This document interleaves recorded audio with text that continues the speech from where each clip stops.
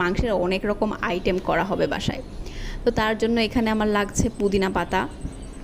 পুদিনা পাতা আমার গাছই ছিল, গাছ থেকে নিয়ে এসেছি। ধনে পাতা, 3টে কাঁচামরিচ নিয়েছি, আর নিয়েছি এখানে 1 টেবিল চামচ পরিমাণ সাদা সরিষা। তারপরে এগুলোকে খুব ভালো করে একটা মিহি করে একটা পেস্ট তৈরি করে নিয়েছি। আর এখানে আমি নিয়েছি টক দই আর 2 টেবিল চামচ পরিমাণ চিনির শিরাটাও আপনারা চাইলে ব্যবহার করতে পারেন, সেক্ষেত্রে মিশাতে সহজ হবে। গোটা চিনিটা নিলে যেটা হবে, একটু সময় নিয়ে বা ভালো করে মিশাতে হবে, কারণ চিনিটা যেন ভালো করে মিশে যায়, চিনিটা মিশতে একটু সময় নেয়। তাই চিনির শিরাটাও আপনারা ব্যবহার করতে পারেন। আমি আর চিনির শিরাটা ব্যবহার করিনি, আমি এখানে চিনিটাই ব্যবহার করেছি। আমি একটু সময় নিয়ে বারবার ভালো করে নেড়ে চেড়ে এখানে মিশিয়ে নিচ্ছি। চিনিটা একদম একটা ফোমের মতো হয়ে যাবে মিশাতে। আপনারা নিজেরাই দেখে বুঝতে পারবেন। এই পর্যায়ে আমি দিয়ে দিচ্ছি 1/2 টিস্পুন ভাজা জিরার গুঁড়া, 1/2 টিস্পুন গোলমরিচের গুঁড়া এবং স্বাদ মতো বিট লবণ। আর এখানে আমি দিয়েছি 1 টেবিল চামচ পরিমাণ লেবুর রস।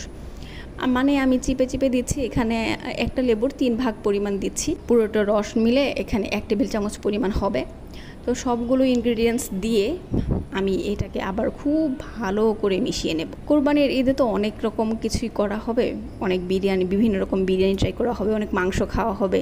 তাই বোরহানিটা কিন্তু আসলে ভালোই লাগবে খেতে। তো তার জন্যই আসলে ট্রাই করা বোরহানিটা। আপনারা বাসায় চাইলে ট্রাই করে দেখতে পারেন, খুবই সহজ, খুব একটা কঠিন কিছু না। তো ভালো করে মিশিয়ে নিয়ে আমি এখানে আগে যে পেস্টটা তৈরি করে রেখেছিলাম, ধনে পাতা পুদিনা পাতার যে পেস্টটা তৈরি করে রেখেছিলাম, সেই পেস্টটাও দিয়ে দিলাম। দিয়ে এখন সবগুলো ইনগ্রিডিয়েন্টসকে খুব ভালো করে মিশিয়ে নিচ্ছি। সবগুলো ইনগ্রিডিয়েন্টস সবার সাথে খুব ভালো করে মিশে যায়। তো এই তো হয়ে গেল খুব সহজেই বোরহানি, একদম রেস্টুরেন্টের স্টাইলে বোরহানি তৈরি হয়ে গেল।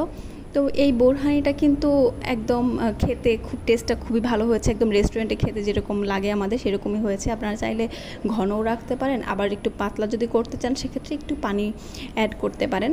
তাহলে রেশিওটা আপনারা নিজেদের মতো করে নিতে পারেন। কেউ যদি পাতলা পছন্দ করেন পাতলা নিতে পারেন, ভাইটা পছন্দ করলে ভাইটাও খেতে পারেন। বানানোর পরে আপনার কাছে যদি মনে হয় এটা বেশি ঘন হয়ে গেছে, আপনি চাইলে একটু পানি অ্যাড করে নিতে পারবেন। আমি এখানে যেটুকুনি পরিমাণ করেছি, এখানে আমরা 3 থেকে 4 জন পরিমাণে খেতে পারবো। এতক্ষণ সবাই